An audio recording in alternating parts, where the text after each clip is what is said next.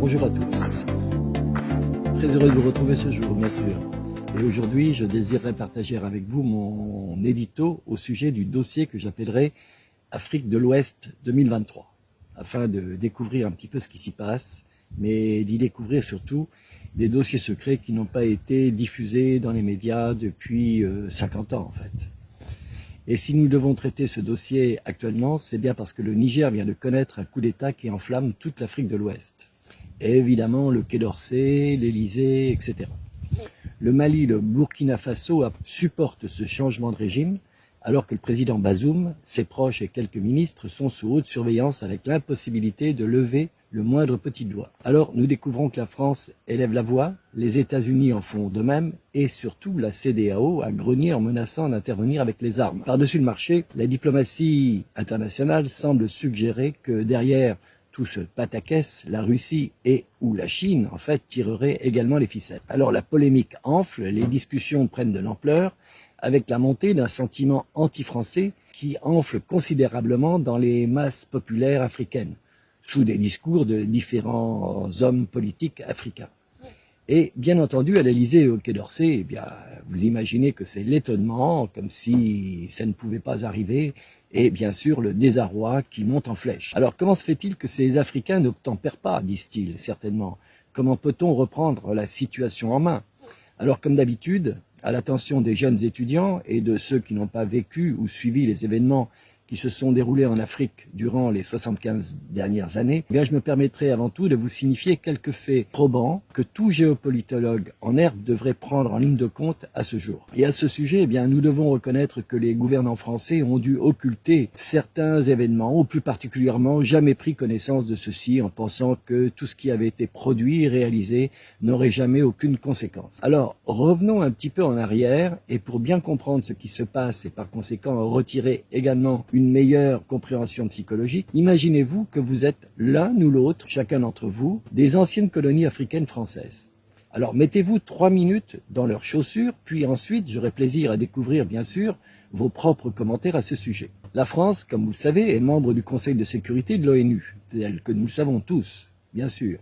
Mais la France reste aujourd'hui l'un des plus grands auteurs de violations des droits de l'homme en Afrique. Et ça ne date pas d'hier. Donc personne n'ose en parler, bien sûr, et encore moins ce jour, car il est préférable d'étouffer toujours les voix dissidentes, comme d'habitude. Alors l'ONU, elle, est un organisme qui est en général censé être le chien de garde des violations des droits de l'homme dans tous les pays. Et la France, elle, demeure le plus grand risque actuellement pour la paix et la sécurité en Afrique en particulier. Et cela ne date pas d'hier, je me répète. Alors reprenons les faits qui furent toujours volontairement occultés jusqu'alors. La France a tout d'abord commencé par faire signer un document aux colonies de l'Afrique de l'Ouest. Et tenez-vous bien, tout en leur accordant l'indépendance, ils ont osé appeler ce document le pacte pour la poursuite de la colonisation. Alors que pensez-vous de cela? On donne l'indépendance et en fait on leur dit, écoutez, on va signer un document qui va être un peu la continuité de la colonisation. N'est-ce pas un contrat des plus léonins ou ce que l'on pourrait appeler tout simplement en tribunal de grande instance une escroquerie morale en fait? Car cela veut dire que nous vous accordons votre indépendance, mais vous devez toutefois signer ce document. Et en fait, vous acceptez de continuer à être colonisé. Mais il se trouva que 2 pays ont dit pas question. Il s'agissait de la Guinée et du Mali. Les Français, eux, ne pouvaient pas comprendre comment un pays africain pouvait oser ne pas vouloir être affilié à des amis, bien sûr, tels que la France. Alors l'histoire nous dit également qu'ils sont allés dans ces 2 pays et ils ont pris tout ce qu'ils pensaient avoir apporté et ils ont également coulé du béton dans les conduites d'eau usée, c'est-à-dire dans le tout à l'égout, dévastant ainsi les 2 économies de ces 2 pays. Alors cela a également été fait comme le meilleur moyen de faire savoir aux autres pays que s'ils refusaient de signer ce document, de nouvelle colonisation, eh bien on usera des mêmes méthodes. Mais de plus, dans la poursuite de la colonisation, chaque État devait déposer, et ça dure toujours, 85% de ses réserves bancaires auprès de la Banque centrale française sous le contrôle du ministre français des Finances. C'est ainsi que ce fut fait. Et tout cela date de l'avènement de De Gaulle en 1958. Ça a commencé à ce moment-là, grosso modo. Le gouvernement français, lui, s'accapare ainsi tous ces fonds, qui représentent une somme dont je vais vous nommer les détails tout à l'heure, qui sont immédiatement investis sur le marché boursier français. Alors c'est une manne, évidemment, pour ce fameux marché boursier. Et aucun de ces pays n'avait à savoir, à connaître, le résultat, en fait, des rendements, des dividendes. Dans le genre, circulez, il n'y a rien à voir, c'est pas votre problème. On fait ce qu'on veut avec votre fric. On appelle cela tout simplement de l'arnaque. Imaginez-vous à la place d'un de ces pays, que l'on fasse la même chose avec votre argent. Par ailleurs, si un pays souhaite accéder à un moment donné à une partie de son argent, eh bien imaginez-vous que la France soustrait 15% de cette somme.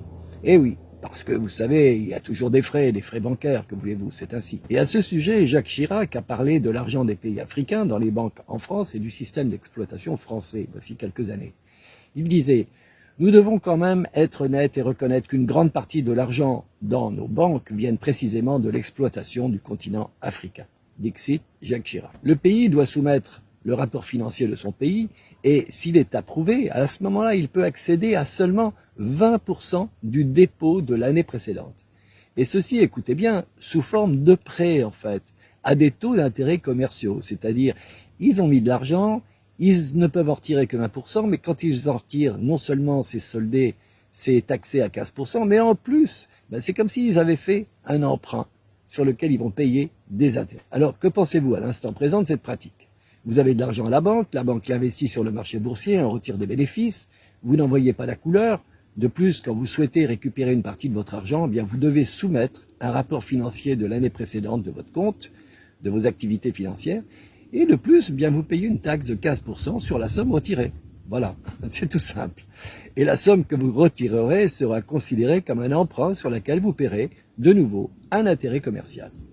Qu'en pensez-vous? Dites-moi ça en commentaire, parce que n'oubliez pas que ça continue. Eh bien, vous comprenez alors que vous êtes, comme on dit vulgairement en France, vous êtes baisé, vous êtes arnaqué, et que vous ne pourrez jamais finir de payer en fait, car vous ne faites que de payer les intérêts. Pendant ce temps-là, eh bien, les pays s'appauvrissent bien sûr, parce qu'ils n'ont plus de moyens financiers pour gérer leur pays.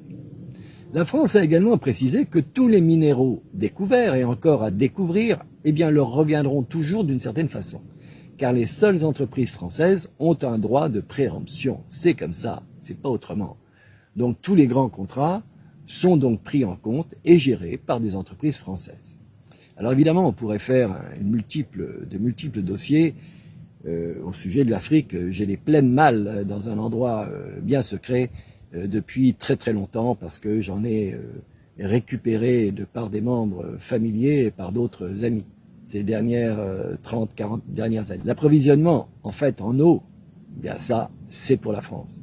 L'alimentation en électricité, c'est pour la France. Les installations minières, bien sûr, l'or, les métaux, les terres rares, etc.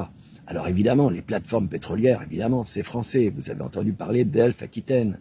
On reviendra peut-être sur sur le dossier Elf Aquitaine et sur les dessous de ces affaires. La construction d'immeubles, c'est pour les entreprises françaises. La téléphonie, pareillement. Les brasseries de bière, parce que, écoutez, les brasseries de bière, ça rapporte énormément. Il y a un dossier énorme sur un Français qui a monté les plus grosses brasseries de bière là-bas. Les aéroports, les hôpitaux, les bois précieux, etc. Donc les entreprises françaises considèrent sous l'égide du gouvernement français que s'il reste quelque chose sans grande valeur, bien les habitants du pays peuvent l'obtenir et en faire ce qu'ils veulent. Il ne reste pas grand-chose généralement, à part le manioc. Parce que même les bananes, eh bien écoutez, ça ce sont des grosses exploitations comme les Américains l'ont fait au Guatemala et en Amérique centrale. Alors il précise également que l'armée du pays ne peut être formée que par la France, uniquement par la France. Ils ne peuvent utiliser que du matériel militaire français, bien sûr, qui leur sera vendu au prix fort, bien entendu, à perte de vue, à crédit, toujours avec des intérêts. Il précise également que l'armée du pays ne peut pas être formée par un autre pays que la France. Ils ne peuvent utiliser que du matériel militaire, bien sûr, vendu hors prix, bien entendu. Et chaque pays doit également accepter d'avoir une présence militaire. Alors exemple, comment 450 soldats français en Côte d'Ivoire ont par exemple pu contrôler le destin d'une population de 20 millions de personnes? On peut se poser la question. Et le bâton de dynamite sur le gâteau, eh bien c'est la France qui peut envahir le pays sans préavis si elle considère que ses intérêts sont violés, à quelque moment que cela. Ces dernières années, il y a eu tout de même en Afrique 67 coups d'État sur 26 pays. 16 de ces pays étaient d'anciennes colonies françaises. Et à ce jour, 22 dirigeants africains ont été assassinés lors d'un coup d'État très documenté. Suivez mon regard. Il serait trop long ici de sortir les dossiers chauds de ces exactions. La France était derrière, tout simplement, lorsque la France se heurtait parfois à une difficulté ou à un gouvernement gênant. Ces dirigeants éliminés menaçaient bien sûr toujours les intérêts français. Donc avec ce pacte pour la poursuite de la colonisation, vous avez renoncé donc, si vous êtes président d'un de ces pays, à vos ressources financières, vous avez renoncé au contrôle de vos ressources naturelles, vous autorisez une occupation militaire, la garde présidentielle de chaque pays est très souvent assurée par une garde française issue des régiments de parachutistes français. Ainsi, les présidents deviennent des présidents fantoches, signant tous les ordonnancements français venant de l'Élysée ou du Quai d'Orsay, ou des grosses entreprises multinationales qui extraient les ressources. C'est tout simple. Il suffisait d'y penser, en fait, et de le mettre en place. De Gaulle, on peut dire qu'il fut le premier président français à organiser ce système de contrôle avec la fameuse et sinistre cellule France-Afrique menée de main de main par le sinistre Foccart. De surcroît, la France, ce tout petit pays, retire de l'Afrique plus de 500 milliards de dollars. Et ces milliards finissent dans le marché boursier français. Il réalise ainsi des milliards de dollars chaque année avec l'argent des autres. C'est pas mal comme système. C'est mieux que le casino. La France peut ainsi, avec une jolie cagnotte, corrompre également chaque président et sa famille et les transformer ainsi en très dociles chihuahuas de salon. Et durant ce temps, bien, les populations africaines demeurent dans le plus grand dénuement et une pauvreté qui fait partie du paysage. La question que l'on peut se poser est pourquoi cela a-t-il été si difficile pour les Africains? Pourquoi ont-ils accepté la chose? Combien de temps allaient-ils continuer à regarder ce carnage destructeur? Alors dites-moi mes amis, que pensez-vous de cela? Êtes-vous toujours très étonnés par cette levée de boucliers au Niger, au Mali, au Burkina Faso et dans les États qui vont certainement suivre? Êtes-vous étonné de ce sentiment anti-français qui fait que les États imposent aux Français de foutre le camp d'Afrique la queue entre les pattes désormais? Alors, considérons donc que l'Afrique est en mouvement et cela ne date pas d'hier.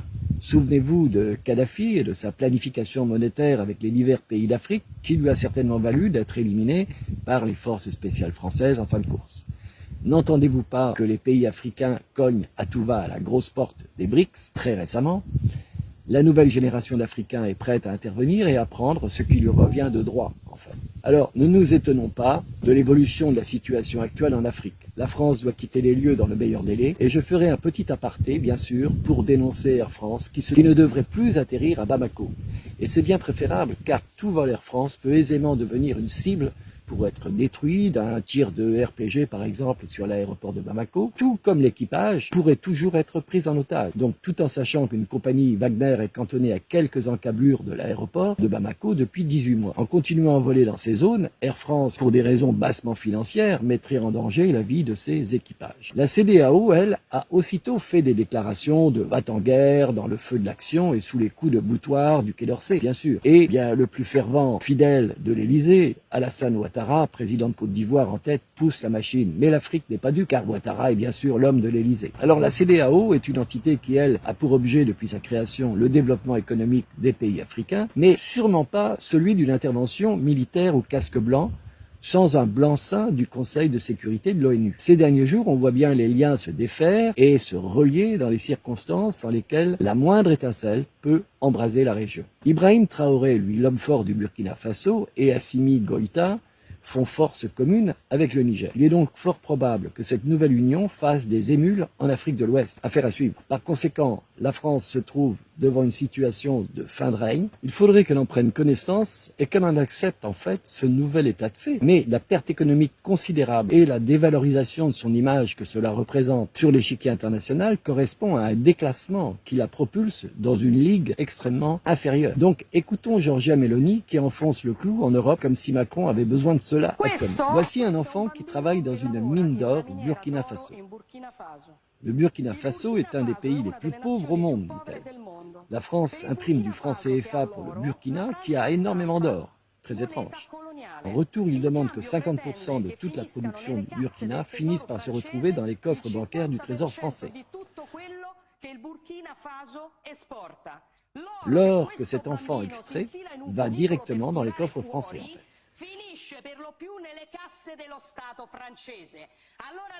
Alors la solution n'est pas de prendre les ressources africaines pour se les accaparer en Europe, elle est de libérer l'Afrique de certains Européens qui les exploitent et autorisent tous ces gens de se passer de tout ce qui leur appartient. Emmanuel Macron, lui, nous décrit comme des gens dégoûtants, cyniques et irresponsables. Et ici, la presse italienne commence à nous demander « Entendez-vous ce que Macron dit à notre sujet ? Il dit que nous sommes des irresponsables. N'est-ce pas une honte ? Les irresponsables, monsieur Macron, sont ceux qui ont bombardé la Libye tout simplement pour empêcher l'Italie d'obtenir d'importantes concessions pétrolières avec Kadhafi et nous laisser ainsi faire face seuls au chaos de l'immigration illégale sur nos côtes. Les cyniques, M. Macron, sont les Français qui envoient la gendarmerie nous renvoyer chaque immigrant essayant de passer la frontière à 26 000.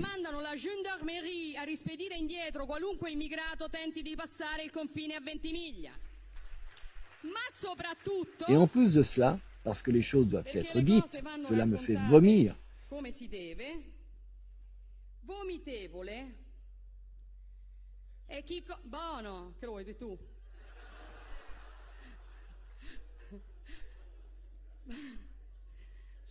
C'est dégoûtant que la France continue d'exploiter l'Afrique en imprimant du franc CFA pour 14 pays africains, en leur imposant de plus des taux d'intérêt sur cet argent. Avec le travail forcé également des enfants dans les mines pour extraire les ressources, tel que cela se pratique au Niger, où la France extrait également 30% de l'uranium dont ils ont besoin pour leurs réacteurs nucléaires, pendant que 90% de la population du Niger, elle, vit sans électricité. Donc Macron, ne venez pas nous donner des leçons de démocratie. Les Africains fuient leur continent à cause de vous. La solution n'est pas de transférer les Africains en Europe, mais de libérer l'Afrique de certains Européens colonialistes. Nous n'accepterons pas de leçons de votre part désormais, est-ce bien clair? Donc ce discours met une bonne fois pour toutes le doigt dans l'œil du gouvernement français. Tout cela commence à faire désordre dans tous les couloirs diplomatiques. Et par ailleurs, les États-Unis refusent, nous le savons, l'option militaire en nouant le dialogue avec le Niger. Sur ce point-ci, l'Élysée fulmine, et d'autant plus que Victoria Nuland s'est assise à la table des putschistes le 7 août dernier. On sait qu'ils ne se sont pas vus théoriquement, mais enfin, il y a quand même des contacts très serrés. Les USA, eux, misent sur la stabilité de la région, quels qu'en soient les gouvernants d'ailleurs, ils s'en fichent. Mais les Français ne veulent pas perdre toutes leurs billes et considèrent que les USA ne jouent pas le rôle d'alliés. Ils auraient souhaité que les Américains rentrent dans le jeu. Les Français rêvent toujours avec les Américains, en fait. Ils se font toujours rouler dans la farine. Et en l'occurrence, pour Macron, qui n'avait pas hésité à faire récemment une petite tournée en Afrique, eh bien, il saisit en ce moment à quel point ses discours sur la démocratie sont tombés en désuétude, voire en totale décrédibilité. Mais à titre de comparaison historique, par exemple, pour vous faire un petit rappel sur autre chose, n'oublions jamais que la France, par exemple, est très coutumière du fait par rapport à tous ces traités, ces pactes. Elle a fait, par exemple, payer Haïti l'équivalent de 21 milliards de dollars entre 1804 et 1947, durant près d'un siècle et demi. Et ceci, c'était pour se rembourser pour les pertes causées aux marchands d'esclaves français par l'abolition de l'esclavage et de la libération des esclaves haïtiens. Alors ne nous étonnons pas que Haïti soit depuis toujours dans un tel désastreux état de pauvreté, de dévastation et de dépendance. Sur le dossier africain, si nous voulions reprendre tous les événements organisés, voire fomentés par la France-Afrique depuis 1958, et qui sont les véritables conséquences de cette levée de bouclier contre la France ce jour, je peux vous assurer que nous pourrions produire plus de 100 heures d'édito. C'est à peu près certain. Pour l'instant, écoutez, je vais passer à autre chose, mais n'hésitez pas dans vos commentaires à me faire part de vos réactions. Et j'attends également vos questions sur ce sujet-là ou d'autres sujets. Je vous donne donc rendez-vous pour mon tout prochain édito, mes amis. En attendant, prenez soin de vous. Et puis, ciao à tous. Bye bye.